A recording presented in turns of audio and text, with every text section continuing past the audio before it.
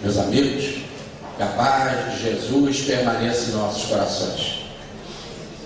Para um sábado de manhã, um tema sobre o seu Antônio, que foi enterrado vivo, é meio que apavorante, né? Ainda mais que abaixaram um pouco a luz aqui da frente. Bom, mas esse é um tema muito interessante, que ele trabalha a pena de Caião e que vai trabalhar a mensagem do perdão e vai trabalhar essa grande terapia que é o perdão, que nos transforma para vivermos num mundo melhor. A chave de acesso ao mundo de regeneração é o perdão. A palavra síntese do Evangelho é o perdão. Para o nosso nível evolutivo, amor se traduz em perdão. Falamos muito em amor. Jesus realmente fala que toda a lei dos profetas se resume no amor, tanto a Deus como o próximo, e aí forma uma única lei. Mas traduzindo para o nosso nível, o que precisamos fazer é perdão. E perdão em todas as frentes. Perdão não só às pessoas, mas perdão aos espíritos, que também são pessoas que desencarnaram. Perdão a Deus, perdão à natureza. E quando se fala perdão à natureza, se fala perdão planetário. Em todas as frentes precisamos perdonar, se doar plenamente. E nós vamos ver um exemplo duríssimo como essas coisas funcionam. Olha a entrevista que Kardec faz a esse espírito que foi enterrado vivo. Está na Revista Espírita, em setembro de 61, e no livro O Seu Inferno, segunda parte, capítulo 8. Observemos aí a sensibilidade de Allan Kardec. Tudo aconteceu na Sociedade Espírita de Paris, na Passage Saint-Anne, número 59, onde Kardec morava, onde era a Sociedade Espírita de Paris e onde era a sede da Revista Espírita, onde ele trabalhava, onde ele desencarnou. No dia 9 de agosto de 1861, o médium, o senhor Alice Dambel, foi solicitada a ele uma evocação. Quem pediu essa evocação a Allan Kardec foi um dos correspondentes da Sociedade Espírita de Paris, que morava na Itália e que era parente do seu Antônio B. Ele fez essa solicitação a Allan Kardec. Ele vai utilizar o médium Alice Dambel. Quem foi o médium Alice Dambel? É o médium do Erasto. Todas aquelas comunicações de Erasto e também de Timóteo, o médium é o Alice Dambel. Alice Dambel foi vice-presidente da Sociedade Espírita de Paris e mais foi secretário pessoal de Allan Kardec até 1864, quando ele deixa de ser secretário e assume essa função o senhor Sabot, Émile Sabot de Bordeaux. Depois, Kardec vai ter um outro secretário, que é o senhor Deliens, Teodoro Deliens. Allan Kardec precisava ter secretário, porque não tinha condição de responder aquele volume de cartas que chegavam até ele. Era um volume, e naquela época não tinha nem máquina de escrever. E para se ter uma cópia, para se ter um registro, as cartas, e não tinha carbono, as cartas eram copiadas, uma para mandar para o remetente, no caso o destinatário, né? A outra para mandar, para guardar na sociedade. Então o trabalho de recopiar era imenso. Bom, muito bem, então Alice Dambel era amigo, era secretário, dirigia a sociedade e médium de Erasto. E ele vai ser utilizado por Kardec para interpretar espiritualmente a mensagem do Senhor B. Quem era o Senhor B quando ele estava encarnado? Ele morava na Itália, na Lombardia. Era um escritor de mérito, estimadíssimo pelos seus concidadãos. distinção e integridade nos cargos públicos na Lombardia. Então, era funcionário público. Aproximadamente em 1855, então cerca de 6 anos antes, ele caiu aparentemente morto de um ataque de apoplexia. A sua morte foi considerada real e agravante. Tinha todo o aspecto da decomposição. Então, como tinha o aspecto da decomposição, e naquela época você tinha os instrumentos que nós temos hoje, a parafernália médica, importante, mas às vezes exagerada. Hoje tem tanto aparelho que a gente fica pensando, né? Até onde que tanta coisa é necessária assim, né? Até onde que o que está por trás, o que move é mesmo o capital, é o dinheiro. Aliás, já dizia um médico, grande amigo nosso, que desencarnou há pouco tempo: enquanto há dinheiro, há esperança. É duro. Mas naquela época não tinha essa aparelhagem toda, e o senhor Antônio B., como caiu nesse ataque de apoplexia e foi considerado morto, foi enterrado. Muito bem. Circunstância fortuita. 15 dias depois, a família viu que faltou um medalhão. Medalhão de nobreza. E cadê o medalhão? Procura. Será que enterramos o senhor Antônio com tal medalhão da família? Vamos lá fazer a abertura do sepulcro e ver se o medalhão está lá. Parece brincadeira, mas isso aconteceu. E aí foram lá desenterrar o senhor Antônio B., e a exumação a pedido da família, um medalhão, porque havia sido esquecido no caixão a situação. Ali se vê, quando está vivo, né? Se vê ao contrário, né? O céu que no escuro, igual aquela pontinha de céu lá em cima. Se o caixão for abertinho assim, né? Bom, um espanto dos assistentes. O corpo havia mudado de posição, estava de bruços, e uma das mãos havia sido comido por parte do defunto. Ele ficou com fome, o meu amor. Fato constatado, diz Kardec: enterrado vivo, sucumbiu sob a ação do desespero e da fome. Então, enterrado vivo, assim ele desencarnou, com fome e o desespero. Muito bem. Agora, a família, então,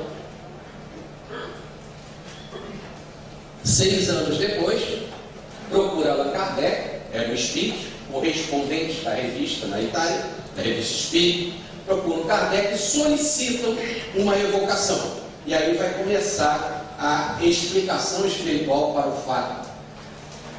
Diz Kardec: é um triste acontecimento, mas que tem consequências morais. Do ponto de vista espírita e psicológico, diz Kardec, é muito interessante. Um inquérito no mundo dos espíritos seria muito válido para nós entendermos por que as coisas funcionam assim. E como que nós podemos colocar diante de um homem íntegro, de um funcionário público íntegro, de um escritor emérito, não é? De um religioso, esse problema que falta na nossa compreensão da misericórdia divina. Como que funciona? No caso, Deus é misericordioso, e por que permite coisas assim, ainda mais diante de um homem íntegro? Foi o acaso? O acaso existe? Já dizia o nosso querido Newton Boechat: o acaso é o pseudônimo de Deus quando ele não quer assinar. E aí, vamos ver essas coisas diante da religião.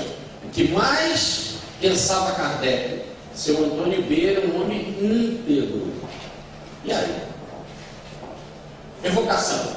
Diz o Espírito, através do médium do senhor Arris D'Ambel: que queres?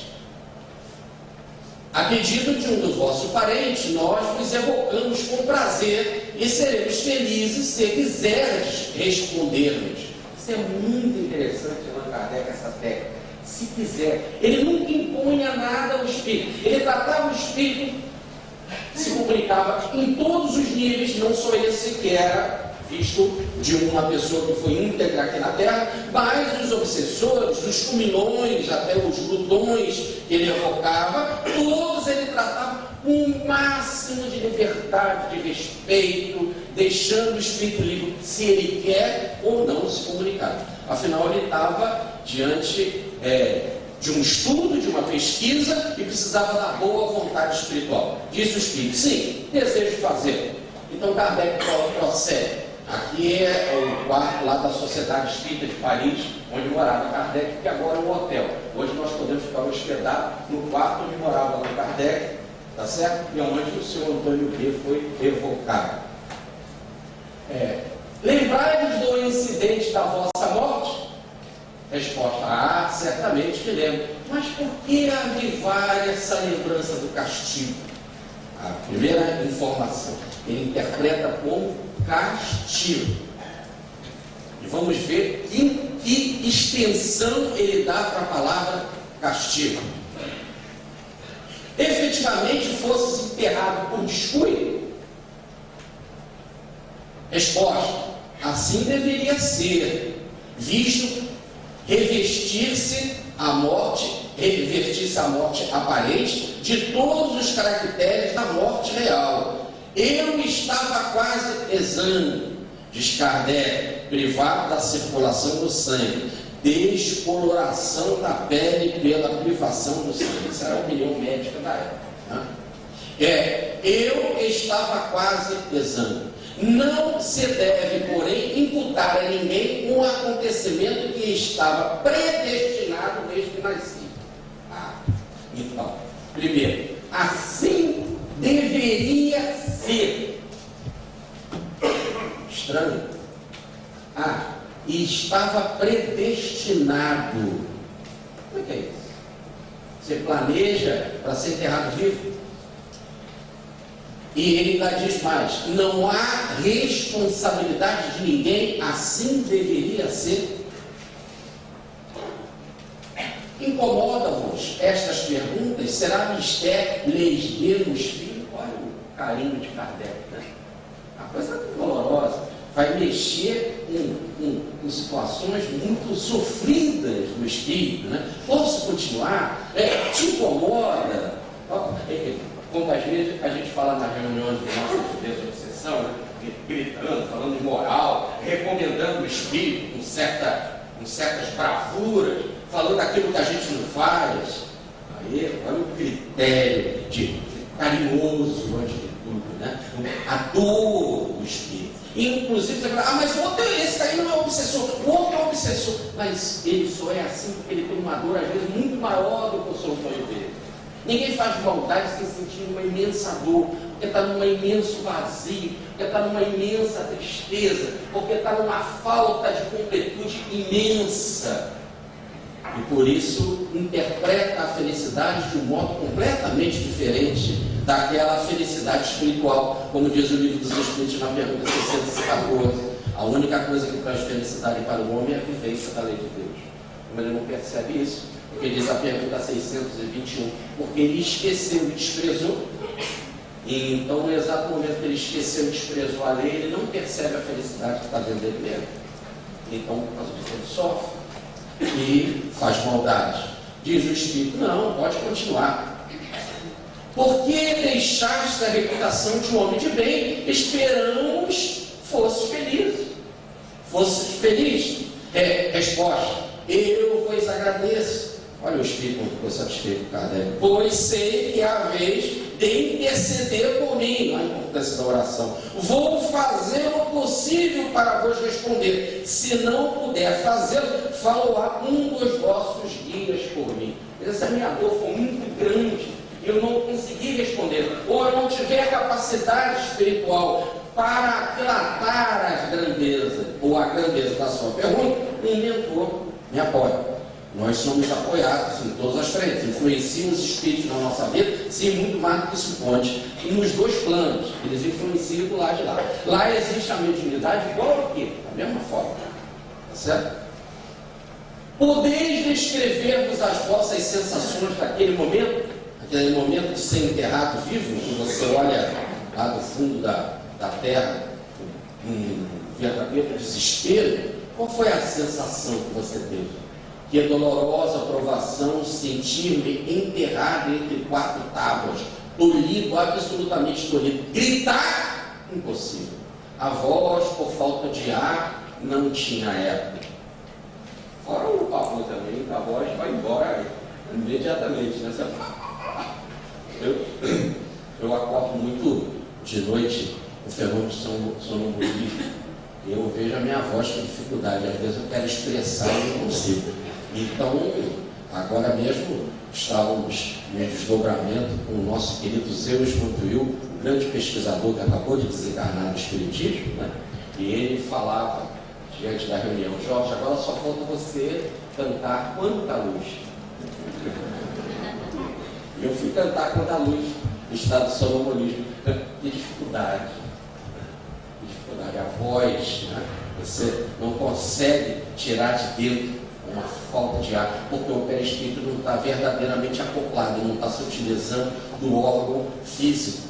E aí a gente tem uma imensa dificuldade, às vezes, para proceder. A mediunidade de psicofonia é uma bênção.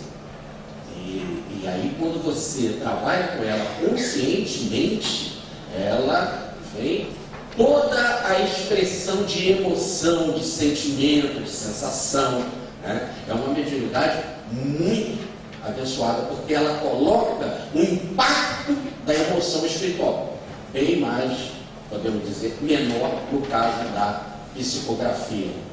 Que dolorosa provação. Queria emitir a voz e não conseguia. Que tortura do infeliz que em vão se esforça para respirar num ambiente limitado. Eu era qual condenado à boca de um forno, a abstração feita do calor. Mas lá não estava quente, mas estava condenado como se fosse preso num forno, não tinha como sair. Uma tortura imensa. A ninguém desejo um fim rematado por semelhantes torturas. Não desejo a ninguém um tal fim. Agora nós já estamos entrando bem no nosso tema. Não deseja ninguém um tal fim. Foi dito aqui, a dor ensina, né?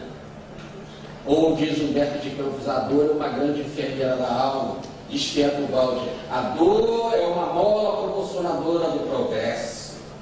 Agora ele percebe e vê diante do próprio sofrimento que ele não quer isso para ninguém. Parece que a gente tem que passar por determinadas situações para refletir e não desejar as coisas nem para a gente nem para o outro. Continuemos. Cruel punição de cruel e feroz existência. Então problema de reencarnação. Não saberia dizer no que então pensava, apenas revendo o passado, vagamente entreviu o futuro.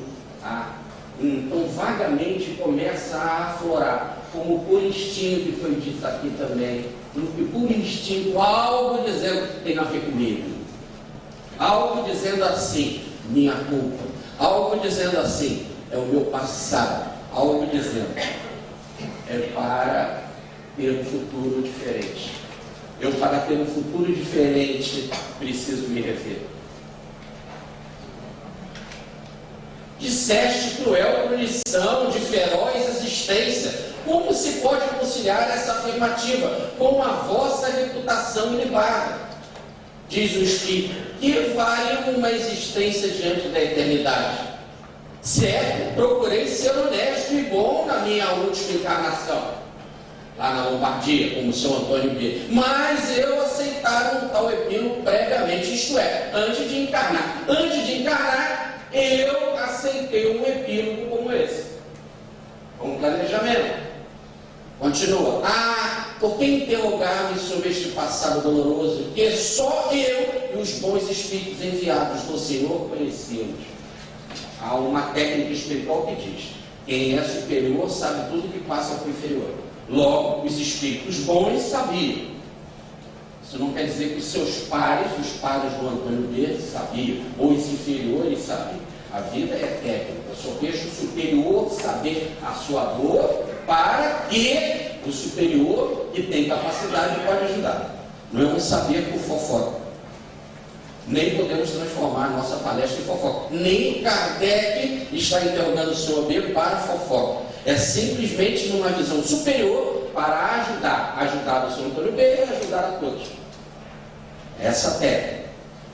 Mas, visto que assim é preciso, quer dizer, não queria mexer nesse passado, mas já que assim é preciso, é para ajudar, é a técnica de que o maior ajuda o menor, então, que em uma existência anterior eu emparedara viva uma mulher, a minha mulher, viva num sepulcro. Ele enterrou a mulher, botou ela viva no sepulcro. E aí? Complicado. E logo a mulher, diz o doutor Bezerra de Menezes, que é a parte mais delicada da criação. Logo a mulher, é a coisa mais extraordinária que a criação inventou depois de Jesus, vocês concordam? É tão extraordinária a criação da mulher, é algo tão abençoado que ela está na frente do processo mediúnico. É a mulher com a sua sensibilidade, principalmente com o seu trabalho no lar, na função abençoada no lar, da sensibilização, que nós temos os maiores recursos mediúnicos do mundo, todos os tempos, e sempre foi assim.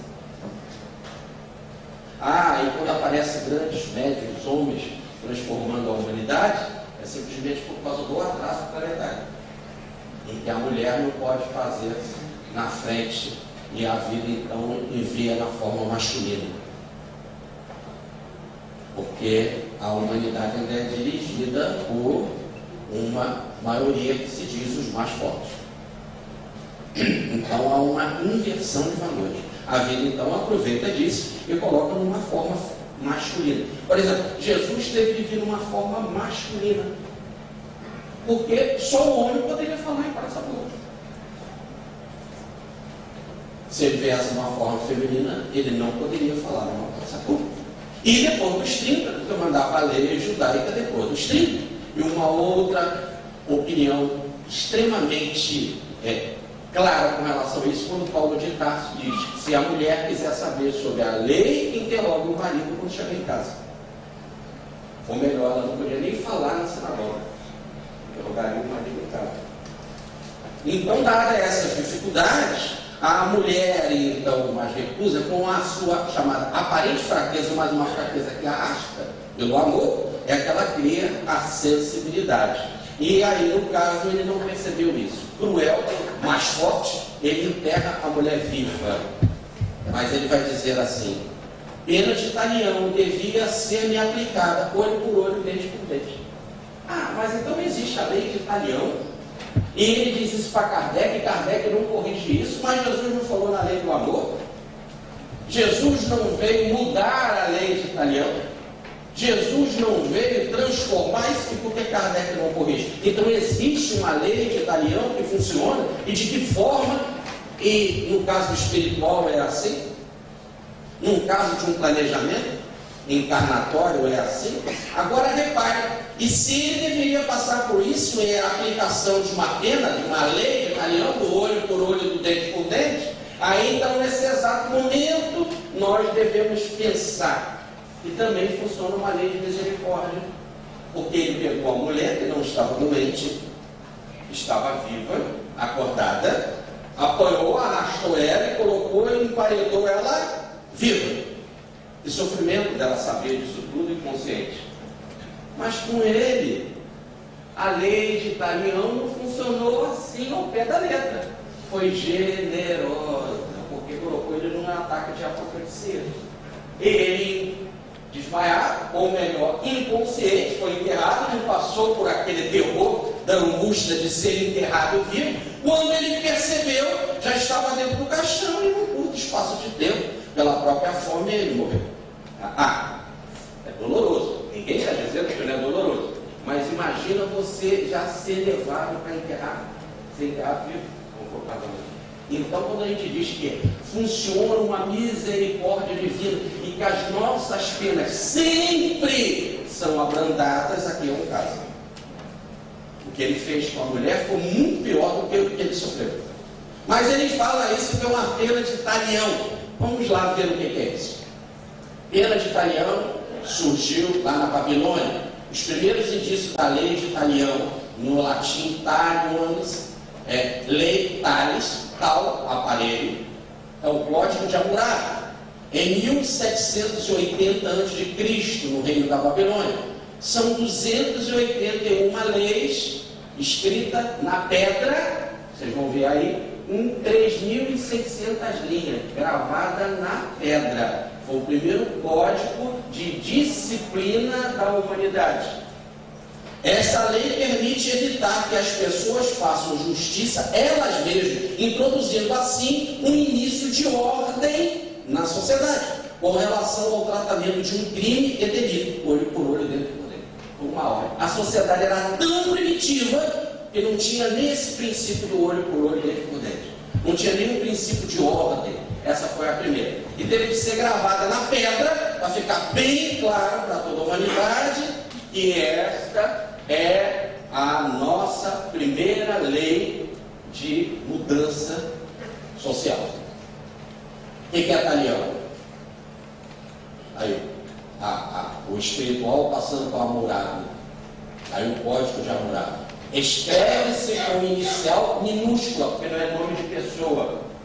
Hoje não se trata, como muitos pensam, de um nome próprio. Encerra a ideia de correspondência, de correlação e semelhança entre o mal causado a alguém e o castigo imposto a quem o causou. Para tal crime, tal pena. O criminoso é punido taliter, ou seja, talmente, de maneira igual ao dano causado ao outro. Então, pena de talião é talmente. Do jeito que você fez, desse jeito que você paga. De tal forma. Entendeu o que é talião?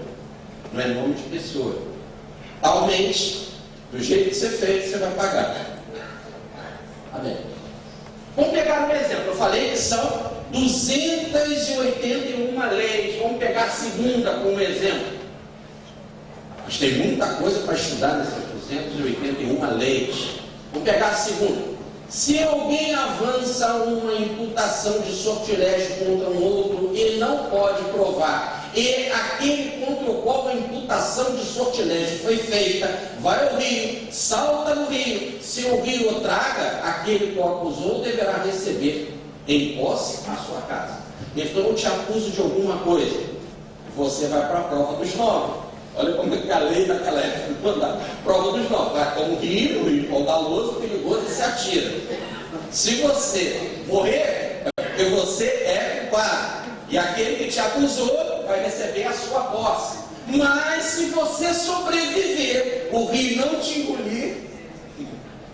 Mas se o rio o demonstra inocente, quer dizer, não te engolir, e ele fica ileso, aquele que avançou a imputação deverá ser morto. Aquele que saltou no rio deverá receber em posse a casa do seu acusado.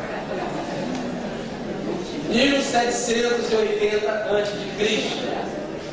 3.700 anos atrás, podemos dizer assim. Era assim que a humanidade se comportava e foi um princípio de ordenação. Um princípio de ordem. Botar ordem na casa. Porque a bagunça da vingança era tal que não tinha critério de proporcionalidade à vingança. Não tinha.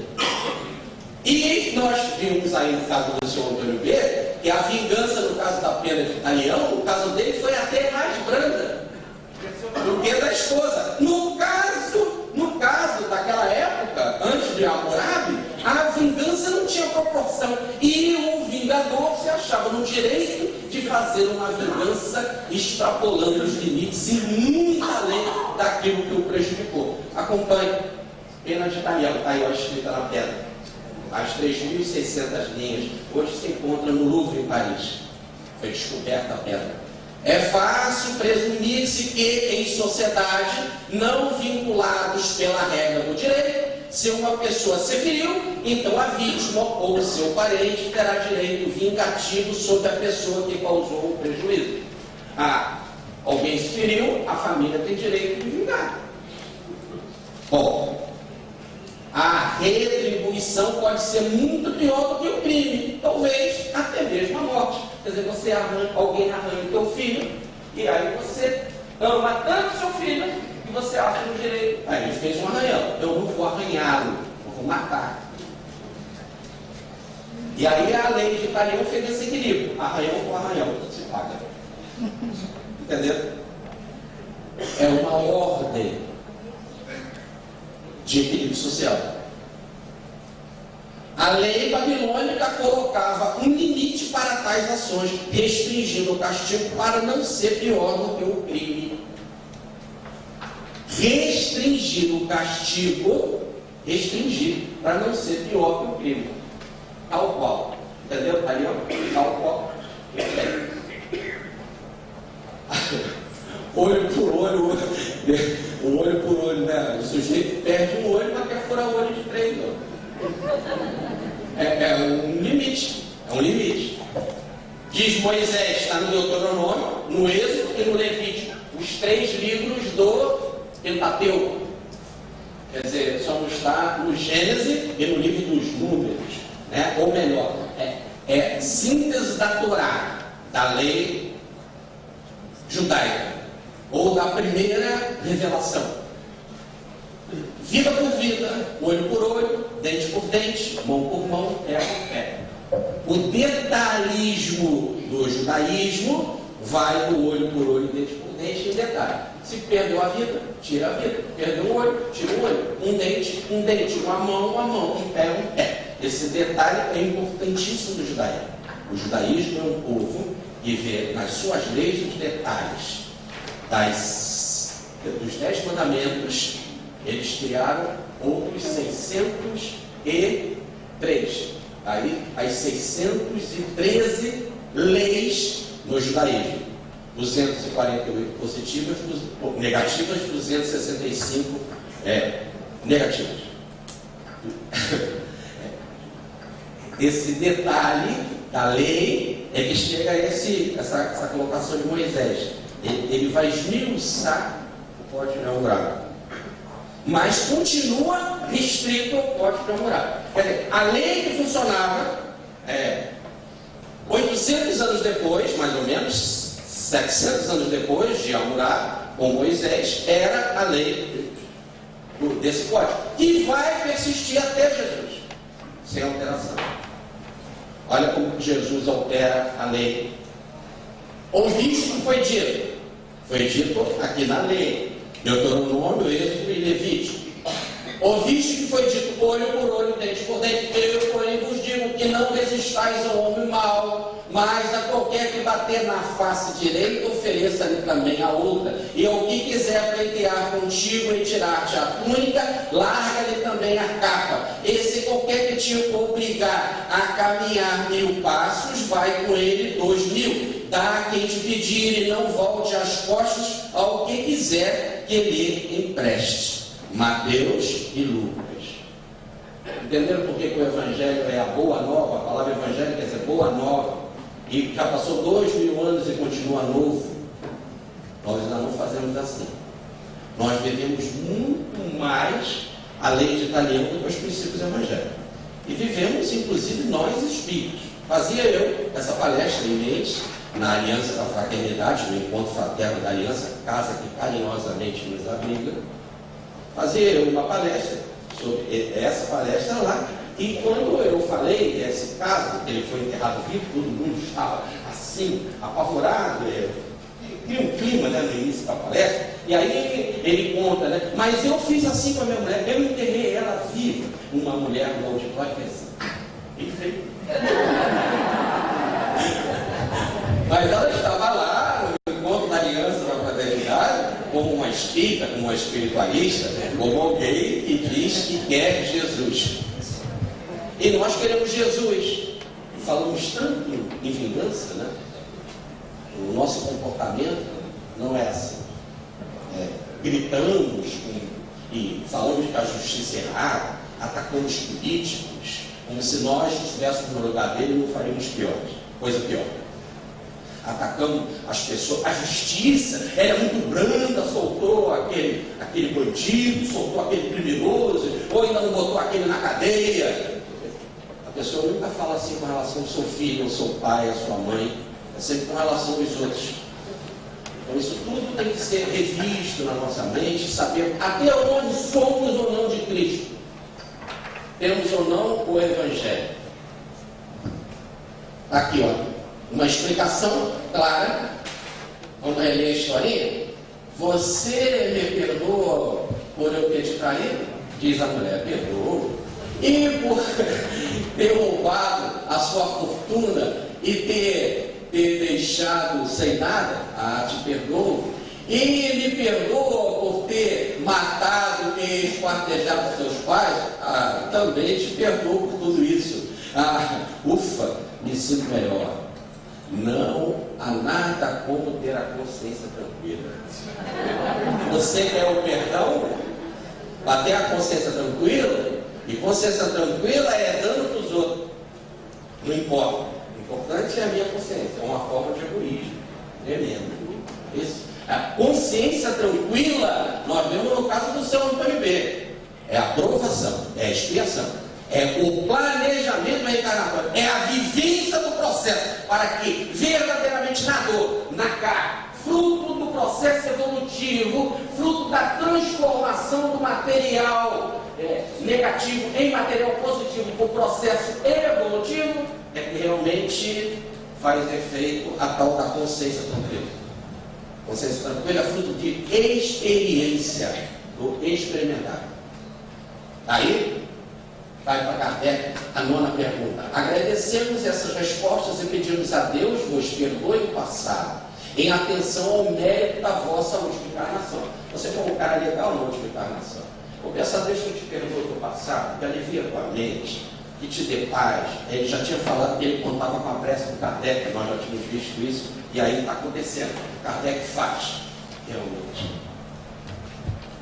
Voltarei mais tarde, diz ele, mas, não obstante, o espírito Erasto, ou Erasto, né, nossa língua no português, completará esta minha comunicação. Vamos pedir ajuda do mentor, para que o mentor dê mais explicação de como funciona a lei de Italião na encarnação. E por que ela não tem que funcionar entre nós, entre um com o outro, mas só comigo mesmo. Eu tenho que ter a pena de Italião para comigo, não para com o outro.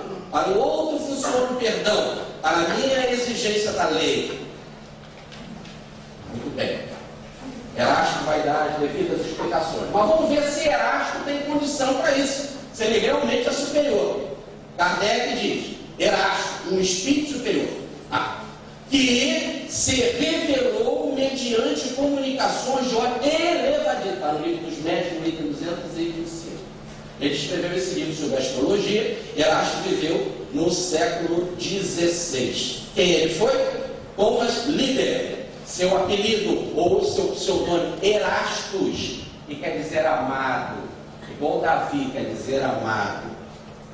Médico, filósofo, teólogo suíço, professor de medicina e moral na Basileia, combateu o poder temporal da igreja, oposição ao calvinismo e à ordem presbiteriana, que queriam fazer um estado ditatorial.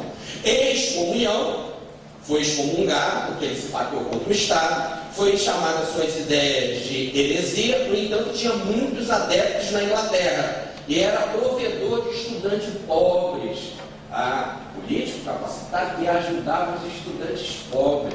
É interessante que ele vai botar no século XVI o pseudônimo do senhor Thomas Liber, Erasto. Por que ele escolheu esse pseudônimo, Erasto? Interessante. O acaso é o pseudônimo de Deus quando ele não quer assinar. Kardec diz que Erasto era discípulo de São Paulo, está no livro dos médios 98. Então havia um Erasto no Novo Testamento e que era discípulo do Paulo. Muito bem. Erasto ficou em Corinto. Em Corinto, está na segunda carta de Timóteo, capítulo 4, versículo 20. Ou melhor, Paulo foi viajar fazendo a divulgação do cristianismo, e Erasto permaneceu em Corinto, fazendo a divulgação do cristianismo naquela terra abençoada no campo da mediunidade. Por isso que a primeira carta aos Coríntios, a segunda carta aos Coríntios, principalmente a primeira, é um tratado sobre a mediunidade. Principalmente o capítulo 12, onde o Paulo fala dos dons, dos carismas, e explica que para a mediunidade funcionar bem, precisa do capítulo 13, que é a sinfonia do amor. Quando ele traça o amor para ser o instrumento mais importante que o médium precisa. Então o apostolado de Erasto era em Corinto. Aqui está uma estátua de Paulo na igreja, aonde está o corpo de Paulo na Catedral de Paulo, extramuro, ou fora dos muros em Roma, onde está o corpo dele. Bom, diz Paulo na carta aos Romanos, capítulo 16, versículo 23: saúda-vos Erasto, tesoureiro da cidade. Ele era um tesoureiro lá em Corinto. Era um homem, então, rico, funcionário público, e vivia para as aplicações públicas. Escavações arqueológicas de 1929 mostram que Erasto era comissário das obras públicas, então é perfeito o que Paulo fala, e fez essa pavimentação em sua própria, com as suas próprias custas. Está aí, escrito Erastos é que fez com o seu próprio dinheiro. Ele trabalhava como tesoureiro da cidade e fazia as obras. E quando a cidade não tinha condições financeiras, ele colocava do próprio bolso. Então quando ele foi Thomas Liber, ou o pseudônimo de Erasto no século XVI, ele já era caridoso, escolheu o nome de Erasto e ajudava os estudantes ingleses, porque ele já era caridoso 1.600 anos antes, 1.500 anos antes. Ele estava de volta, Thomas Liber e Erasto, com o mesmo espírito. E ele já, independente do movimento calvinista no século XVI, ele já sentia, por instinto, a força da reencarnação.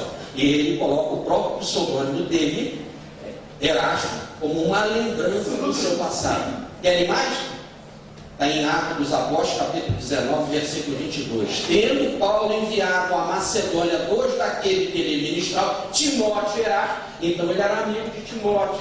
E eles foram enviados por Paulo para ir à Macedônia para recolher dinheiro, levar ajuda espiritual, inclusive recolher dinheiro que Paulo depois ia levar para Jerusalém quando foi preso, para ajudar a casa do caminho. Aí ele vai ser preso, vai apelar para Roma, e aí vai para Roma, vai levar o cristianismo para Roma, e lá será degolado.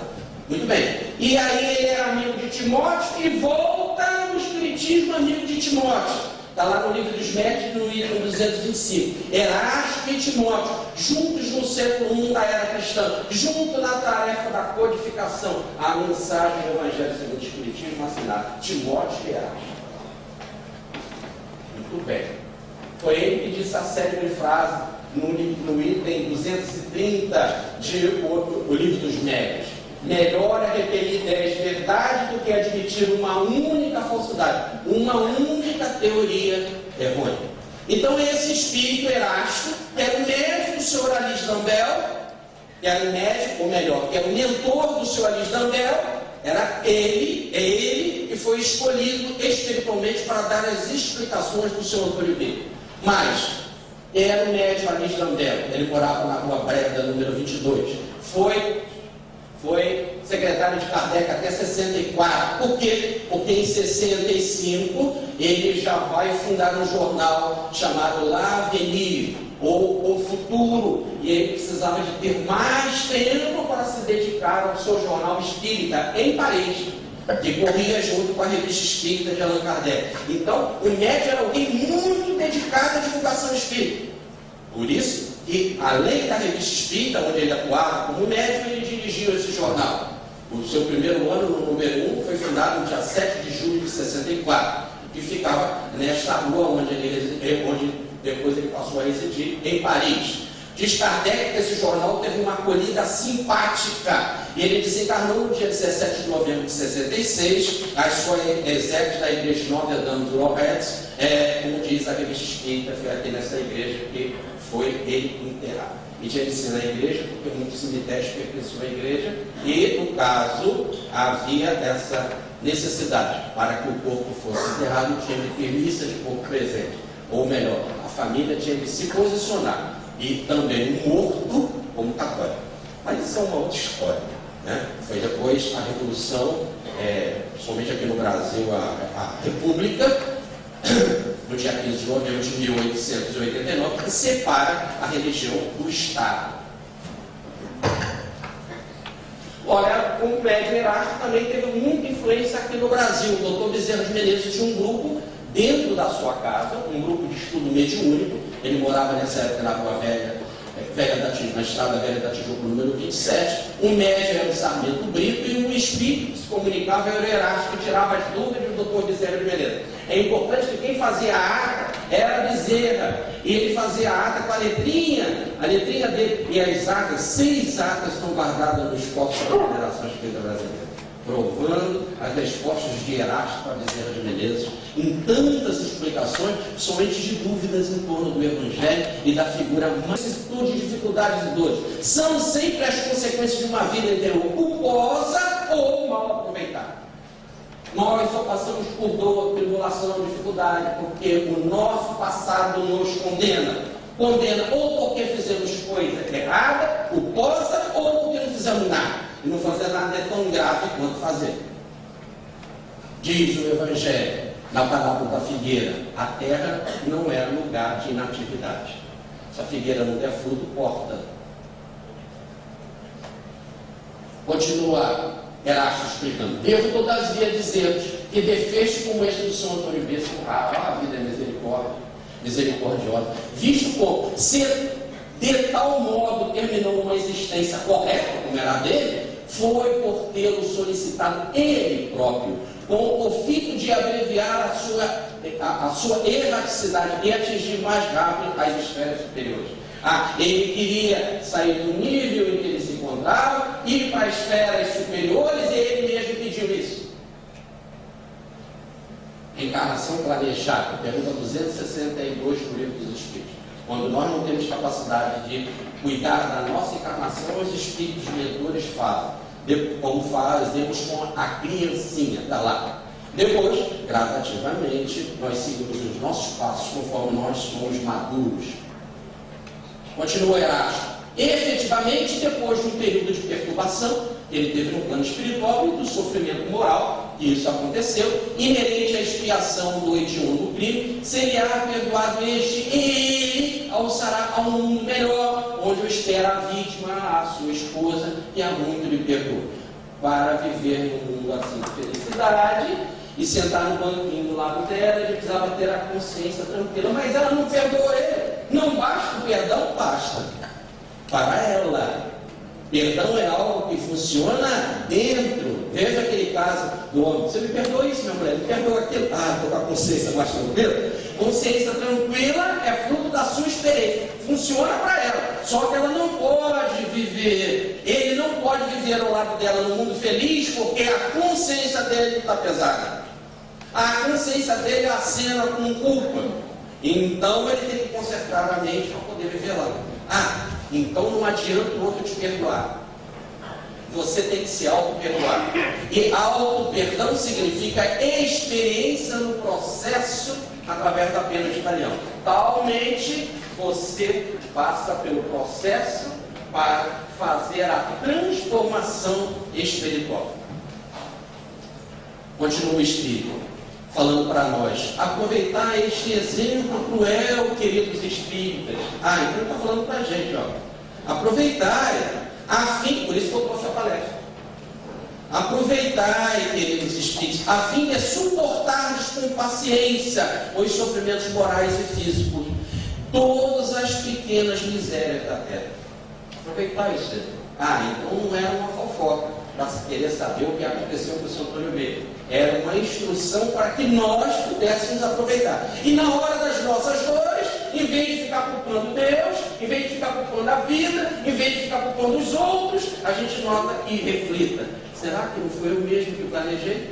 Talmente, de tal forma, e eu mesmo estou cumprindo para mim a pena de talião por causa das minhas existências passadas, em estado de culposo, ou de culpa, ou em estado de não ter feito o que devia.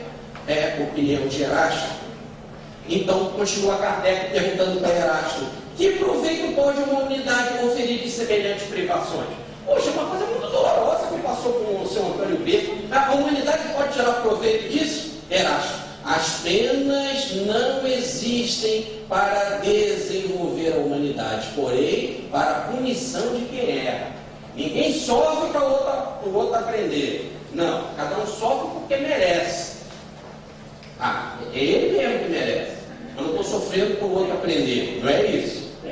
De fato, a humanidade não pode ter interesse algum no sofrimento dos seus membros. Então é como se eu estivesse dizendo assim, vou escolher alguém para sofrer, porque aí a gente, vendo como que ele sofre, a gente aprende. Não é isso.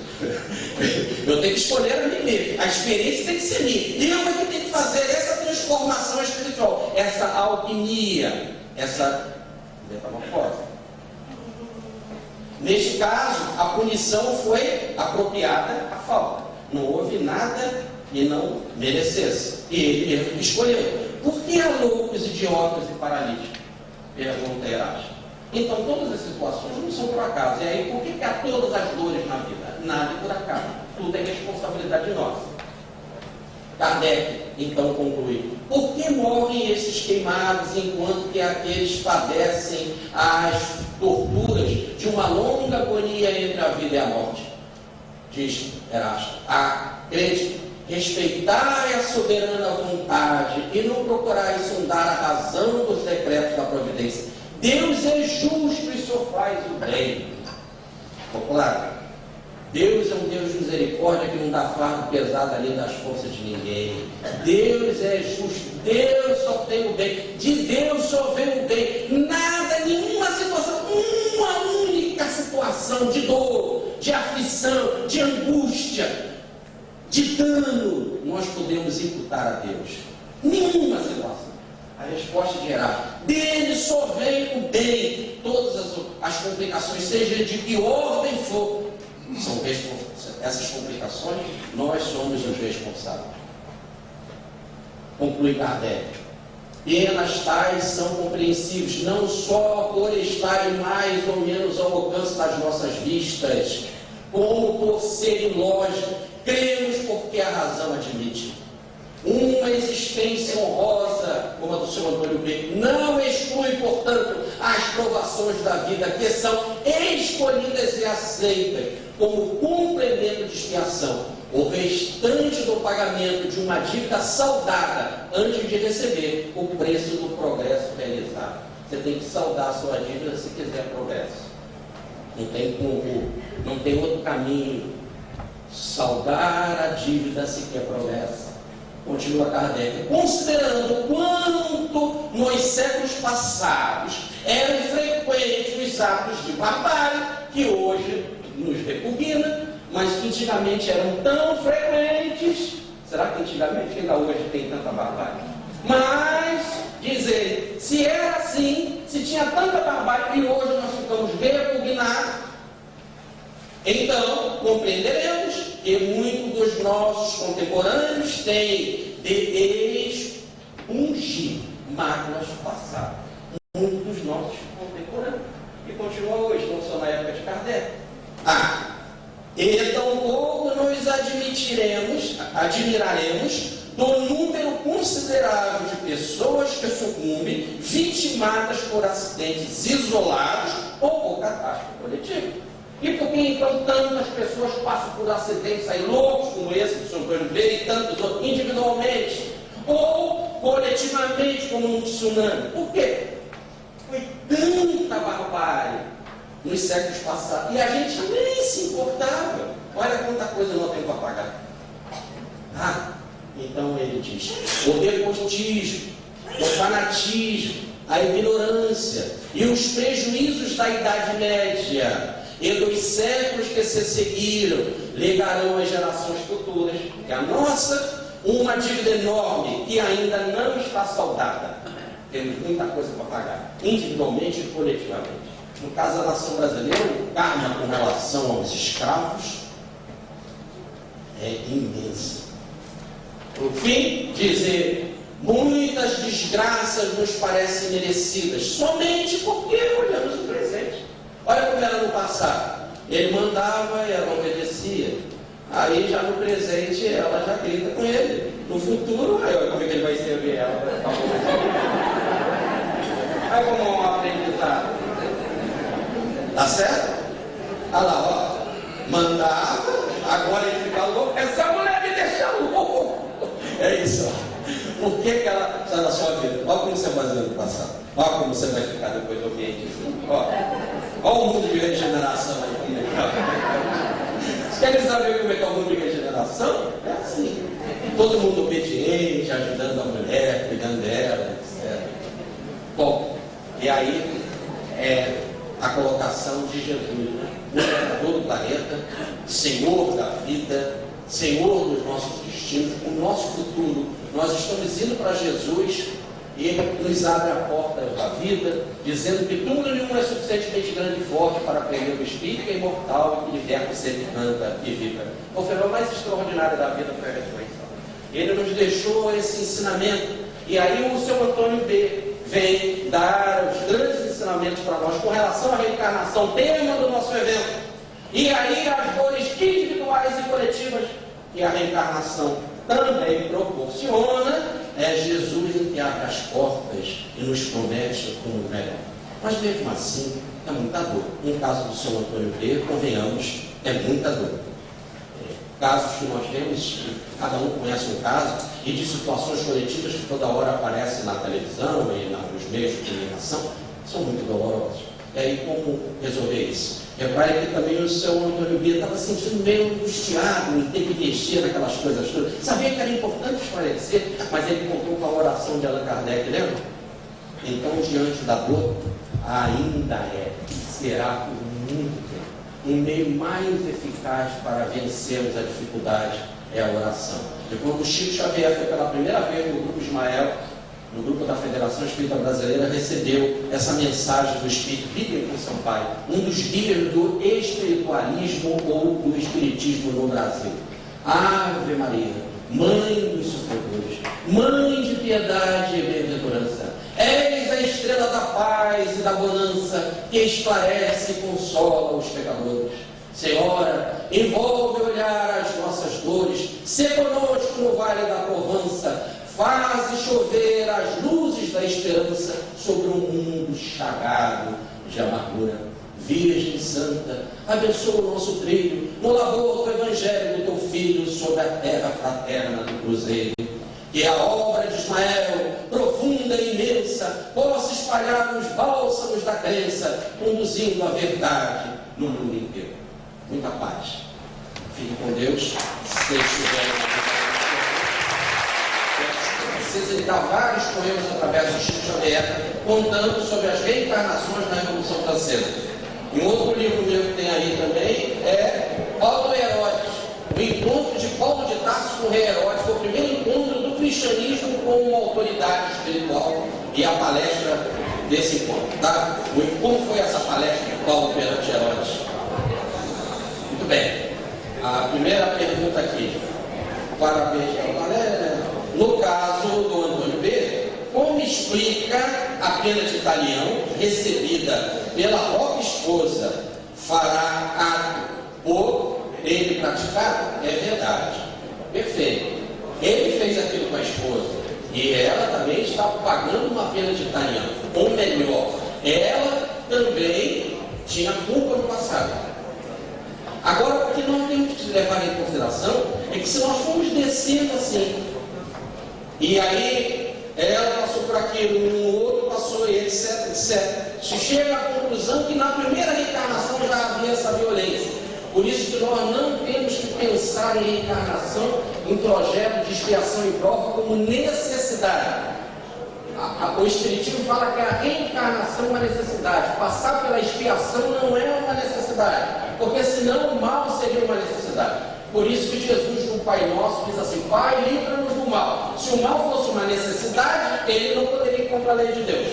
Então ele não poderia falar da necessidade do mal. Nós temos que pensar que a reencarnação é necessária para o processo evolutivo. E mundo de expiação como esse é que não. Esse aqui é um mundo hospital, é um mundo hospital e educandário, e prisão. Todo mundo que está aqui tem culpa no cartório.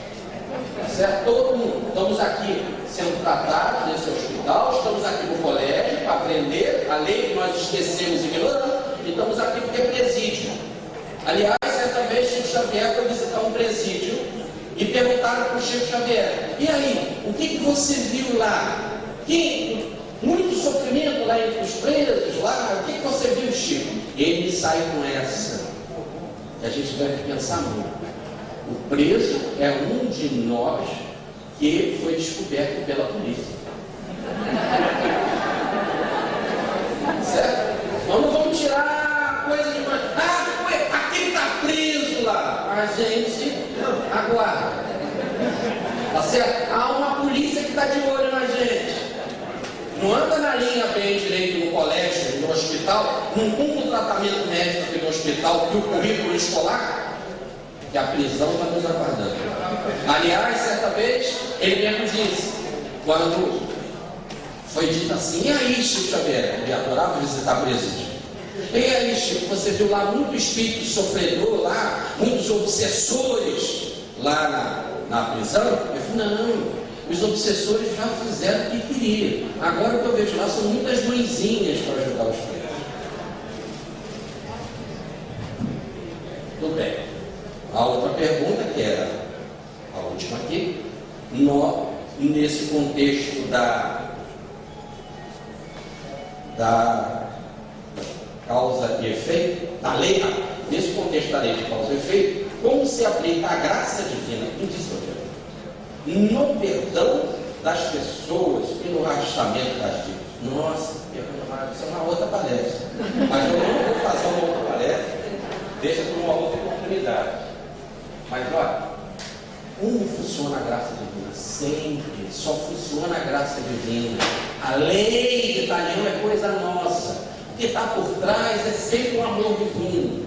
Por isso que eu coloquei aqui na palestra: Deus não castiga. O processo, já foi dito antes na palestra anterior, é sempre pedagógico. A dor é um processo pedagógico. E ela só é permitida, primeiro, nós escolhemos. Segundo, é permitido porque é um meio de evolução, porque é um processo educacional, senão não seria permitido. É a frase de Jesus. É frase de Jesus. Olha, se um filho pede pão, nós não damos pedra. Se pede um peixe, nós não damos cobra ou escorpião. Diz Jesus: imagina Deus que é bom. E aí, certa vez, chamaram Jesus de bom. E ele diz: eu bom sou o Pai. Então, olha porque ele coloca: Deus é bom. Deus é bom. A frase do Erasto: dele só vem o bem. Essas coisas de pena, de reencarnação dolorosa, está tudo dentro de um processo educacional. Não resta menor dúvida. Não existe reencarnação por acaso. Ninguém entra nesse planeta ou sai sem autorização. Não há bagunça.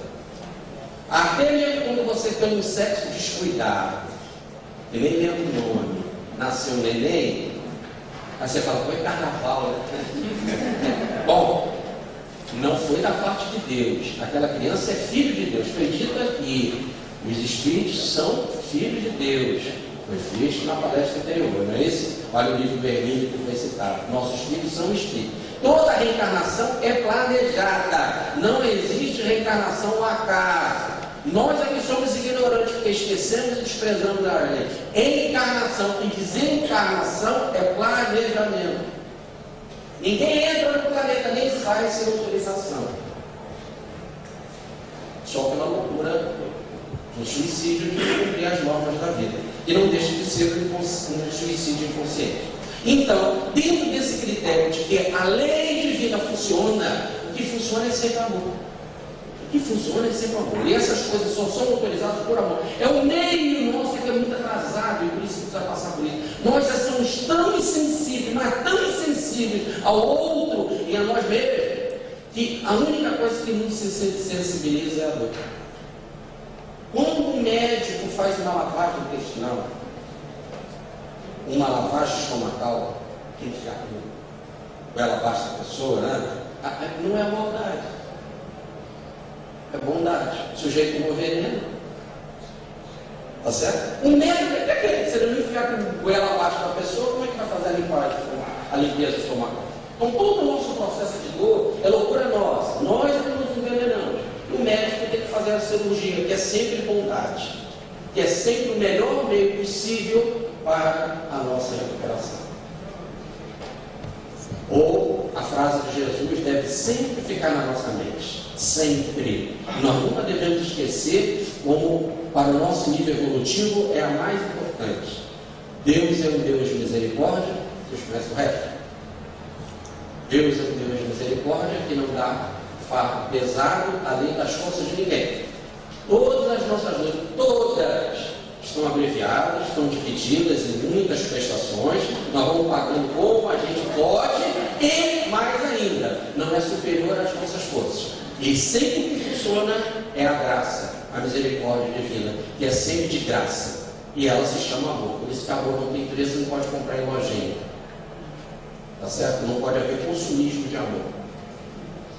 E a coisa mais importante que a gente tem que fazer é que a gente realmente não consome. E que já está dentro de nós. Aliás, está de tal forma dentro de nós, que tem uma frase do Evangelho, que para encerrar a nossa palestra, deixa bem claro como é que funciona essa graça divina diante das nossas fraquezas, das dores que nós escolhemos.